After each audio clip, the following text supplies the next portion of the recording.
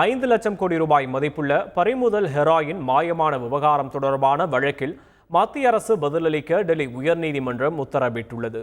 2018 முதல் 2020 வரையிலான காலகட்டத்தில் பறிமுதல் செய்யப்பட்ட 5 லட்சம் கோடி மதிப்புள்ள ஹெராயின் மாயமானதாக புகார் எழுந்தது. சிறப்பு புலனாய்வு குழு அமைத்து இதுகுறித்து விசாரிக்க கோரி டெல்லி உயர்நீதிமன்றத்தில் வழக்கு தொடரப்பட்டுள்ளது. இந்த மனுவை விசாரித்த டெல்லி உயர்நீதிமன்ற நீதிபதி சுப்பிரமணிய பிரசாத் 5 லட்சம் கோடி மதிப்புள்ள 70,722 கிலோ ஹெராயின் காணாமல் போன விவகாரத்தில் சிறப்பு புலனாய்வு குழு அமைக்க கோரிய பொதுநல மனுவிற்கு 4 வாரங்களுக்குள் பதிலளிக்க மத்திய உள்துறை அமைச்சகத்திற்கு உத்தரவிட்டுள்ளார். கோடை வெயில் கொளுத்தி வரும் நிலையில் தமிழ்நாட்டில் 18 இடங்களிலும் புதுச்சேரியில் 2 இடங்களிலும் வெயில் சதமடைத்துள்ளது.